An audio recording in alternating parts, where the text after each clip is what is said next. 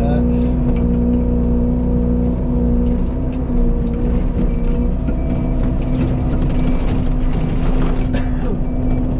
This is soft right here. Topsoil definitely holds water. All we got to do here is get us a construction entrance going. And all that's going to take is pulling this topsoil up, and then putting a driveway. Well, like I said, a construction entrance. See if we can get myself a bit more level. The good thing about these minis, you can use that blade to level yourself pretty good.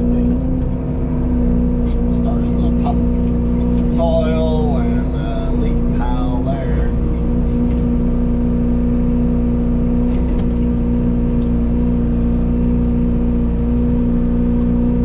So yeah, it turns to red dirt, red soil, that's clay. That's what we want to get down to. So it looks like we've only got about 3 or 4 inches of topsoil here. So I'm just going to glide right along here. Good stuff up, and he wants it in a pile right here.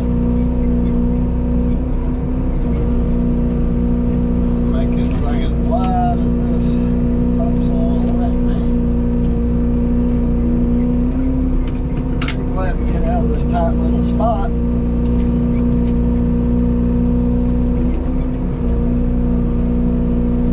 Maybe go ahead and rip this tree right here to the left out. Haven't decided yet.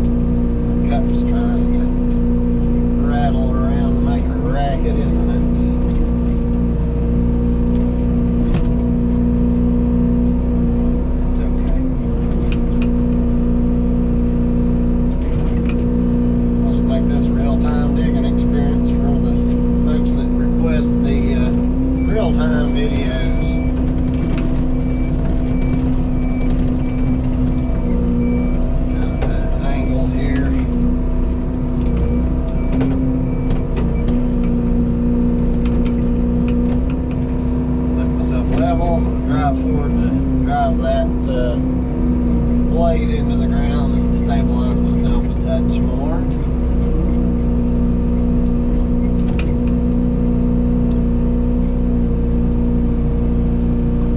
That's some firm ground right there.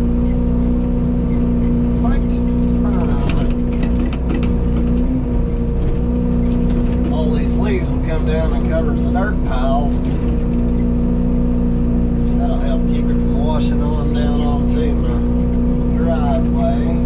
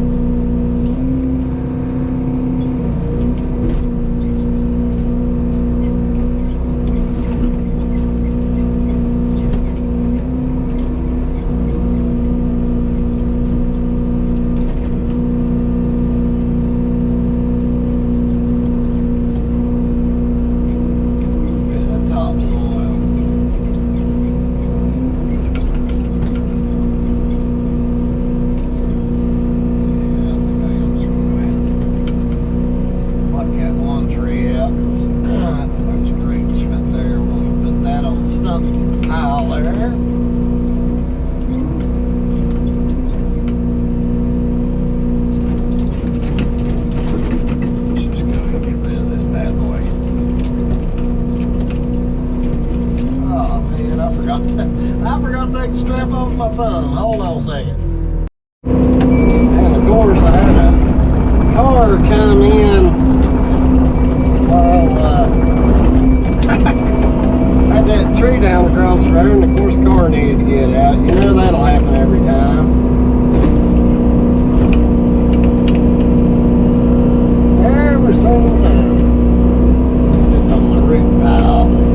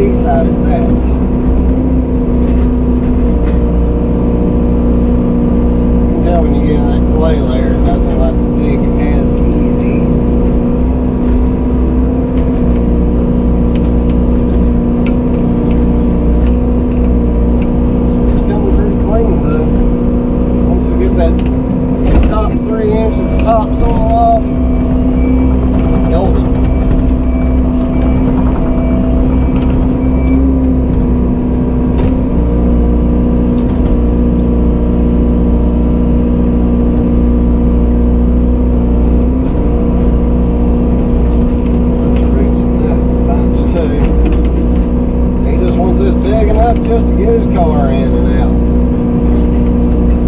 That won't be any problem. It's good and dry once I get that topsoil off. Dry and firm.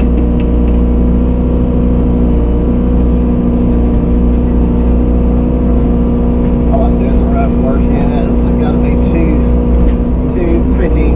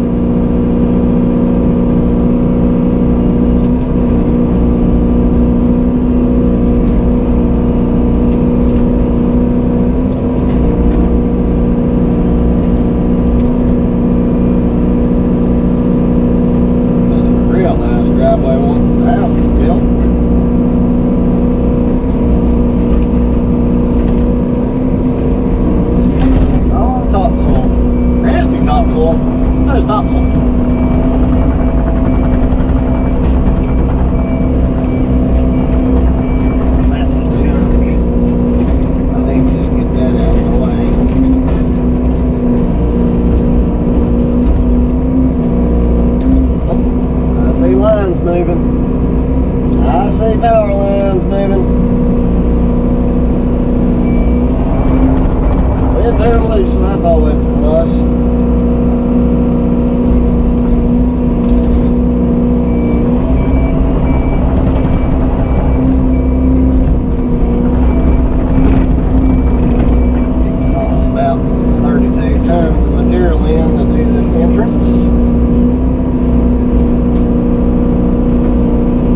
Probably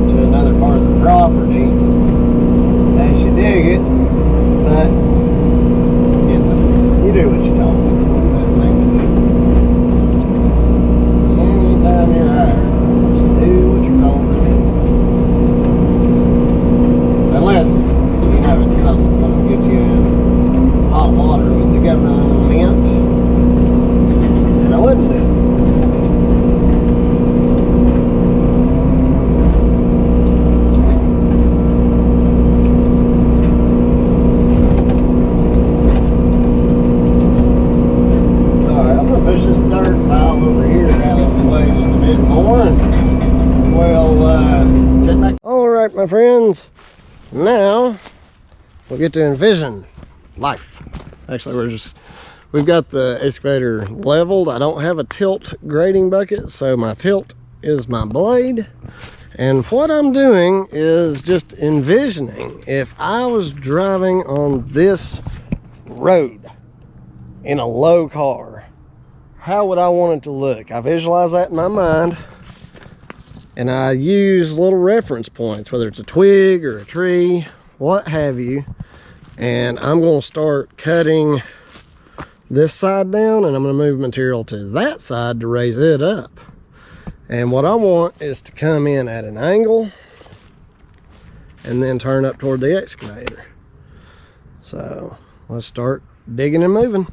Well, I managed to not record how I was cutting this grade, so I'll just describe it.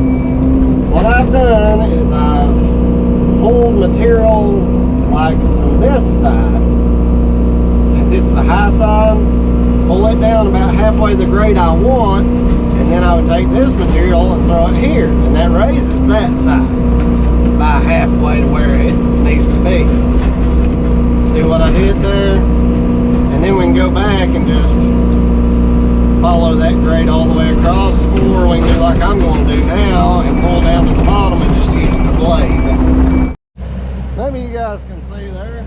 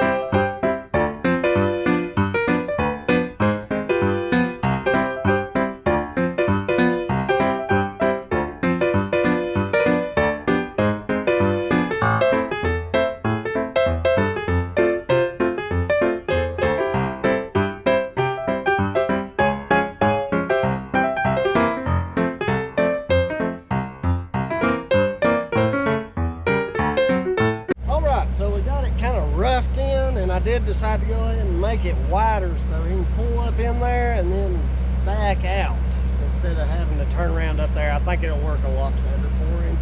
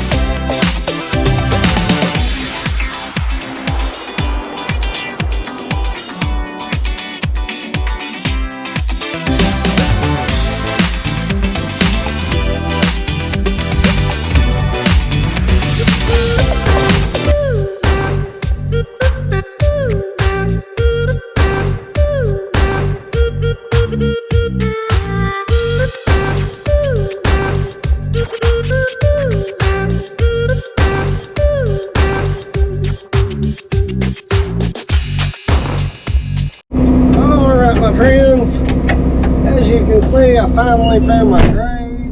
I found the way that I want to go about this. Now the main thing is I'm going to be picky about right here,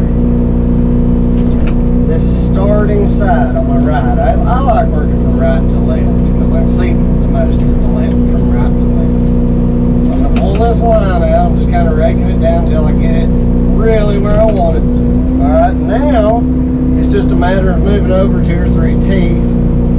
The bigger your excess dirt is here, the less you want to move from right to left with each pass, because that material is going to want to spill this way. You can also rotate your boom around if you want to pull it toward the left like that. Now I'm just going to follow my grade. See how it's trying to spill to the right. And I'll swing to the right slowly as I pull the boom toward me to compensate for that. I don't really want spilling around that bucket much. Alright, see how I'm just going to follow it myself. And I'm not going to compact this ground. This is my last pass for the day. This ground's pretty moist. I'm going to leave it tore up so it can dry up overnight. Now see, I've got a little bit of a slant to my right, so I'm going to lift my blade. I'm going to spin to my right. Now watch how that bucket levels from right to left. See how much better that is? And I can actually tilt myself up so much that it actually digs in a little more on the left. So I'm going to get myself level. And that way as I pull this dirt toward me, it's going to pull level. Don't be afraid to mess up, because you can always move the dirt back. You can blade it back down. Start over if you have to. It is a learning process. If you're like, man, I'm really digging in, just keep focusing on that right side. Keep following your ground, and it'll pull your ground true. Have faith in it. And if it doesn't end up exactly how you want, again, just blade it back down. Start again. This tree here on the left is a wobbler. It's probably going to not make it, but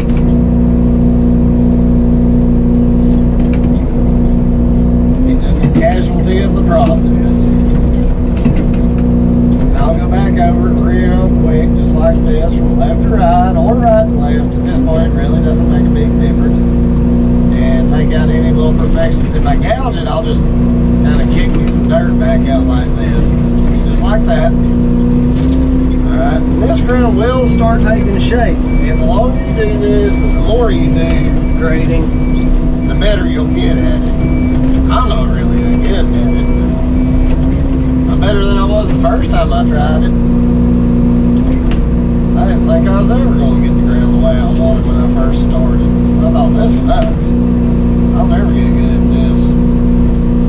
But I'm getting better, and you guys will too.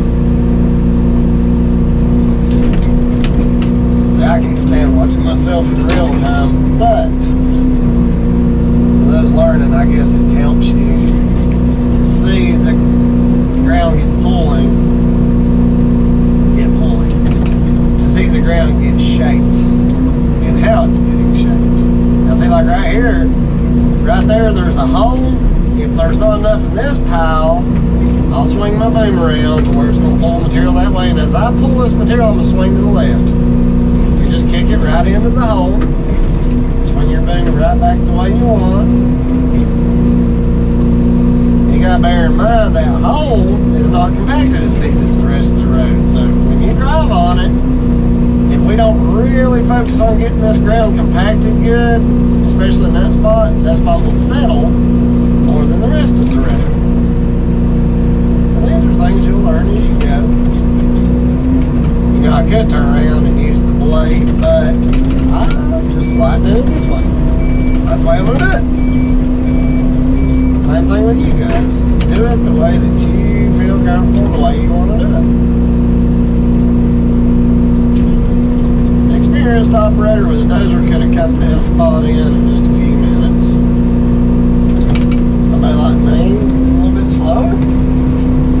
Takes a little longer, but of course I'm taking the time to tell you guys what I'm doing and how and why.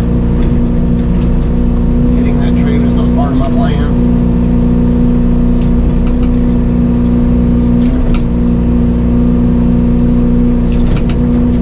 Watching that earth roll.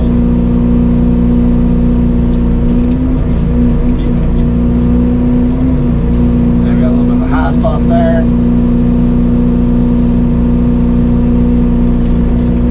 I'm going to go back over here. Now I'm going to really focus on the line that I want. And I'm going to take it nice and slow. Pulling this dirt where I want it. I'm going to kind of plan ahead for this being a turnaround too at some point. Another grab, put a real fine movement. You want everything smooth, so your line is smooth. Once you get your line smooth, you can run back across here real quick. Just follow that line. Just like a deeds, like a deeds. I got a little bit of a high spot on down there. I'm going to have to pull forward again. That's okay. We got all night. That's the beauty of it. Hook this corner. I can clip those rings with clippers later.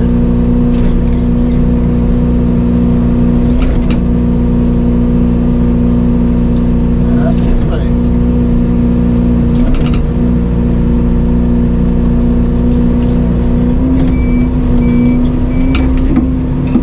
There we go.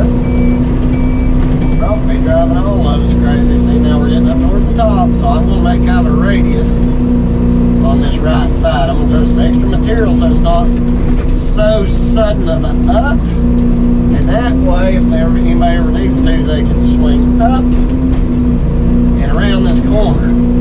So see how it's all kind of steep right here? I'm going to take a lot of this extra material.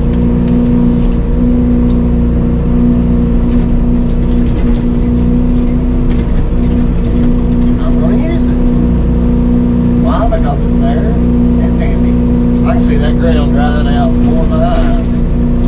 Drying out really nicely. Now see, I'm going to take this and just tie it in. I'm going to leave it fluffed up, let it dry out tonight. We're not calling for rain. That little hurricane or whatever it was, Delta, moved through over the weekend, so everything is pretty well soaked. But this ground, the more I stir it, more it dries each and every time. So, if this was mud, I'd grab a log, I'd cut a log, and I'd grade it with it. Oops, wrong cut.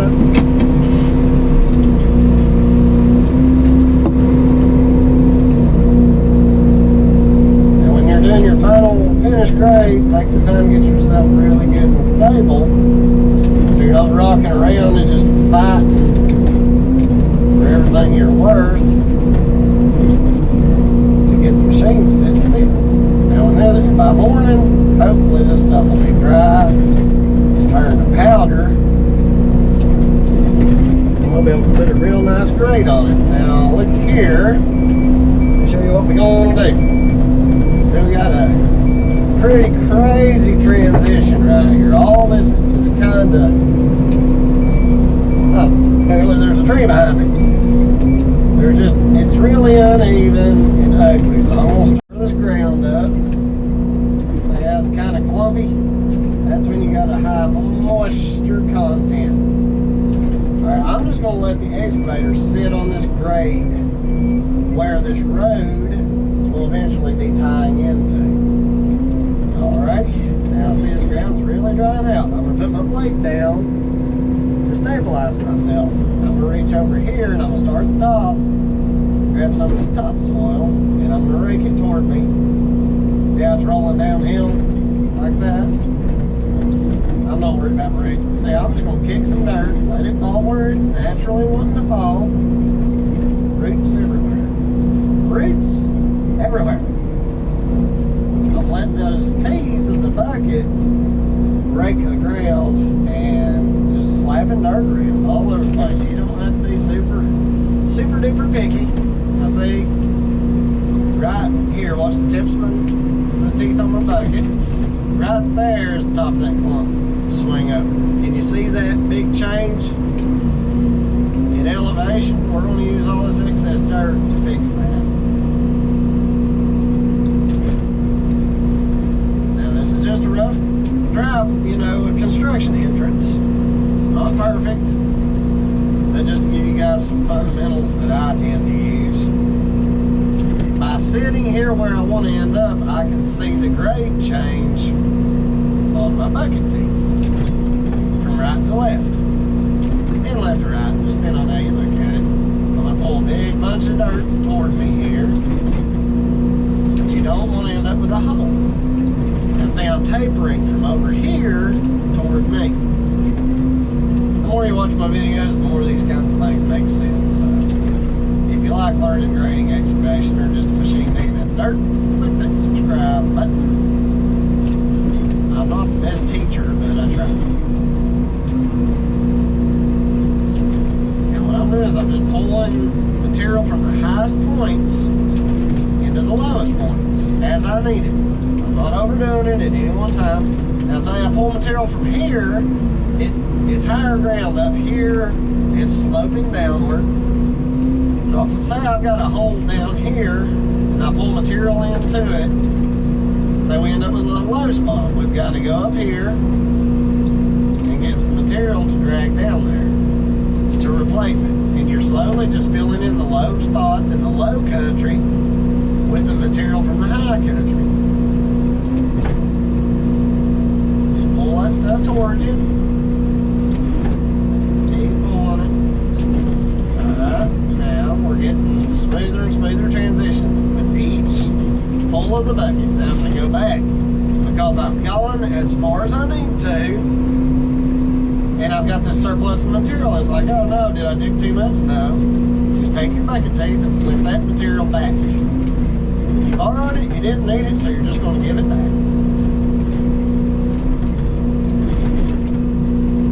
And I know I'm really abrupt on the controls. You ain't got to tell me. I've always been real abrupt with the controls. It's just how my brain works, if it works at all. And now I'm going to ease up here. See, there's a little road out through that way going up toward Orville. So now I'm going to pull out through here, let the machine tip, and I'm going to start up here at the corner, and I'm going to start pulling this material down. Oh, little tree frog, I won't kill you.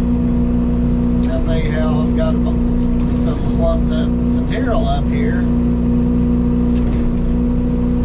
I'm not worried about those roots, I can pick them up by hand.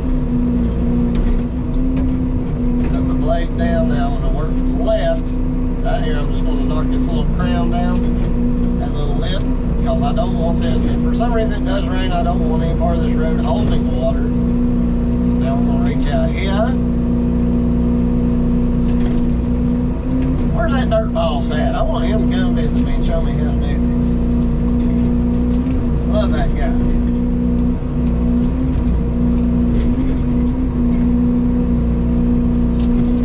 See how powdery that dirt's turning?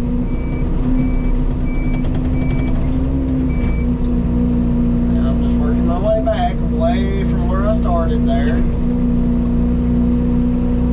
And I don't feel the need to dig all blade down so it's stable. The right 2 to 3 teeth typically is what I focus on in this situation where I'm cutting from right to left.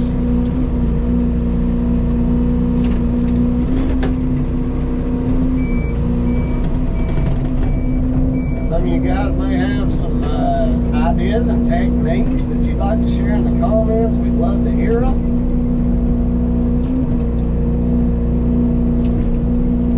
Tell us how you do this, what you look at, what your reference points are.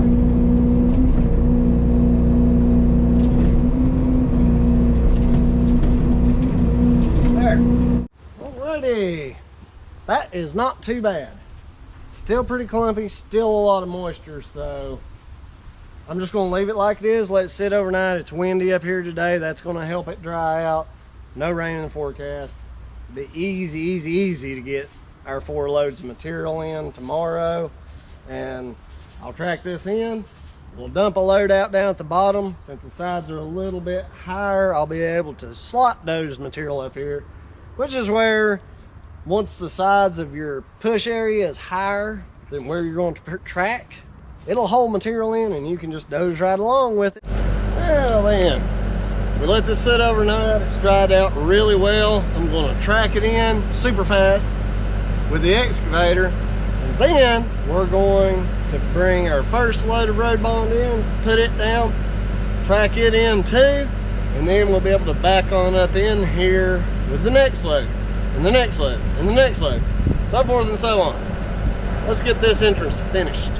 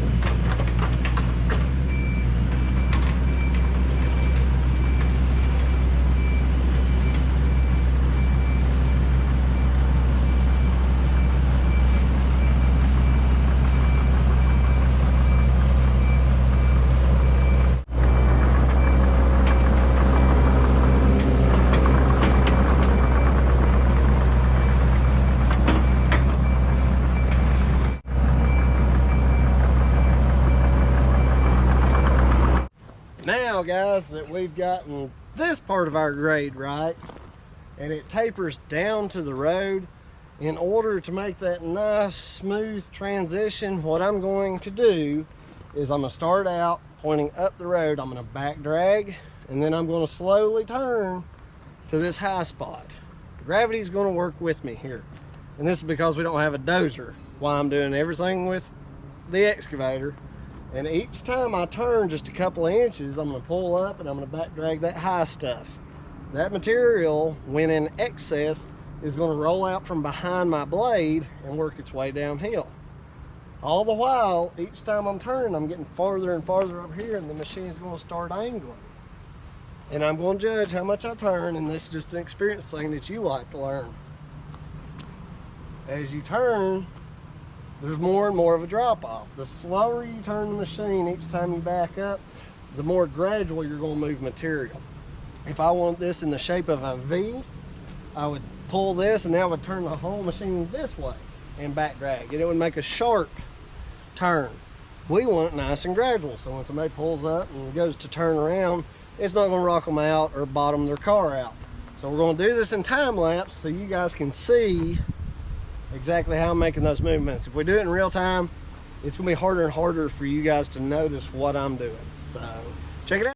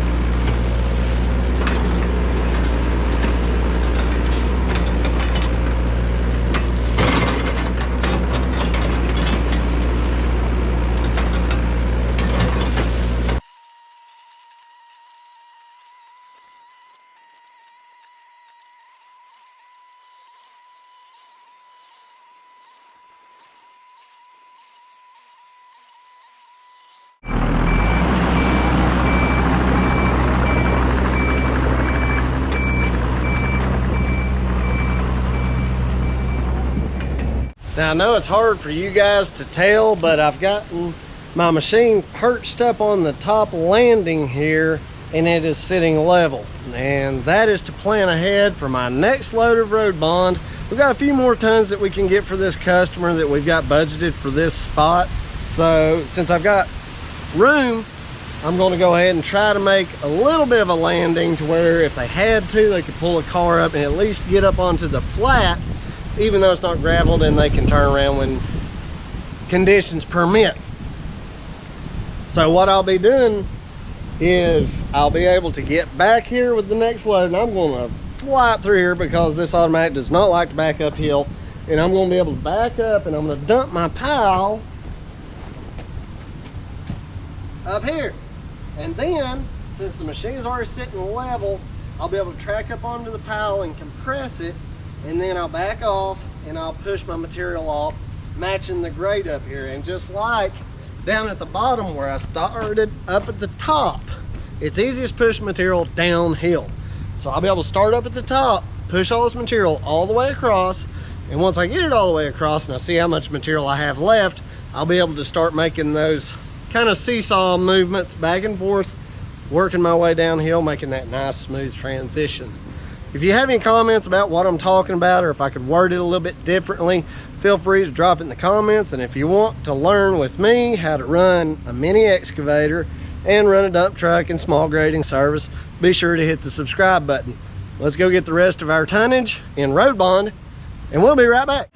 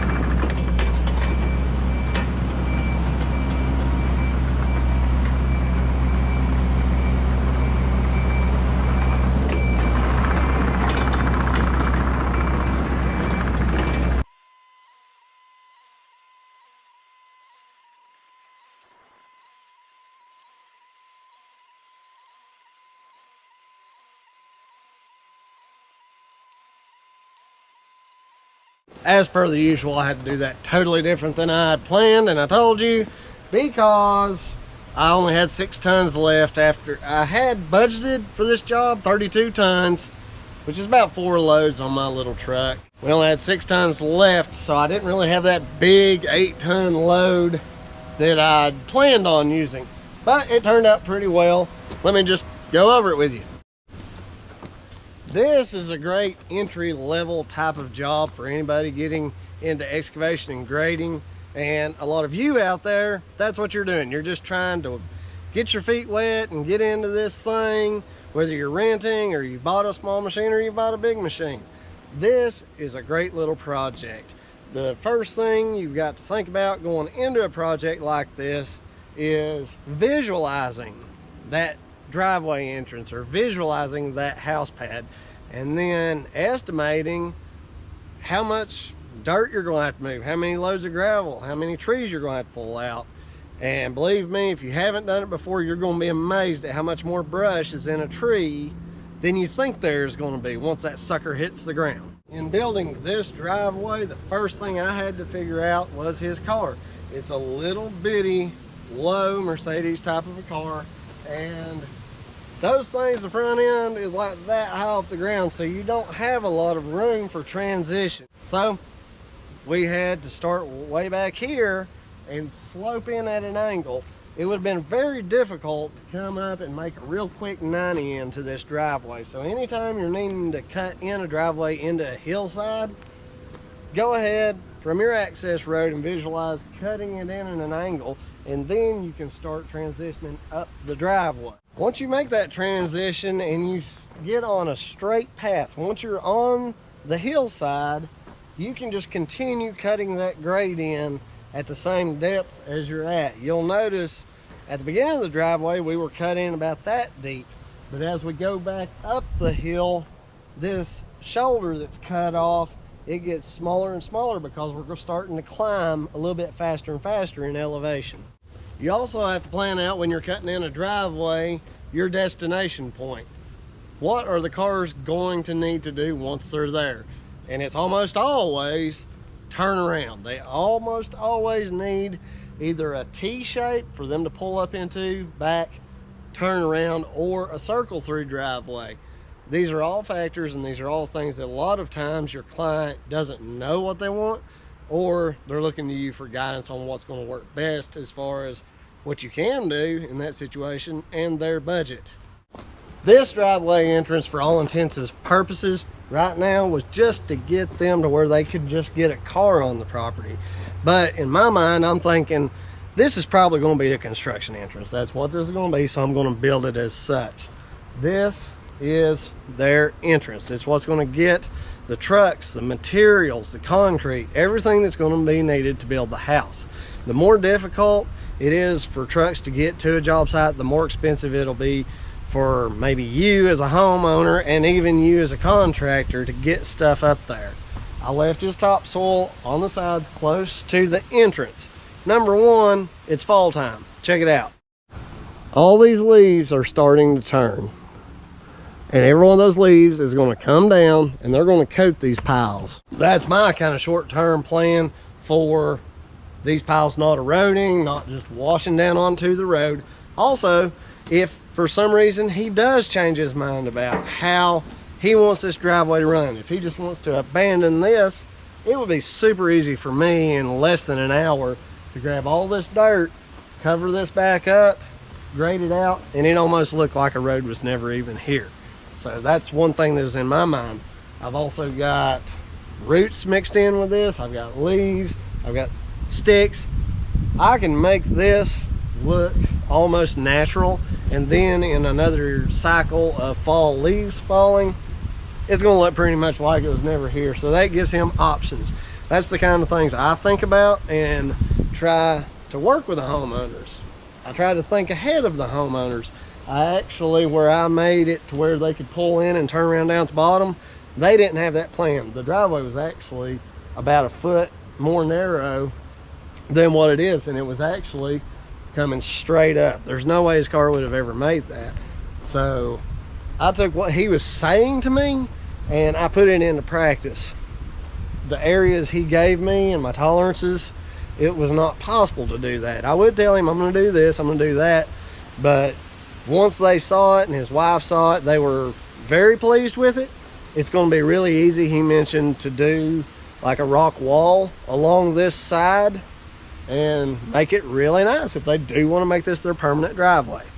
Now, another thing that will help you being a new contractor or a new operator, when you're on your way into a property, especially a community like a subdivision like this, pay attention to how other roads have been built and how they're lasting, how they look.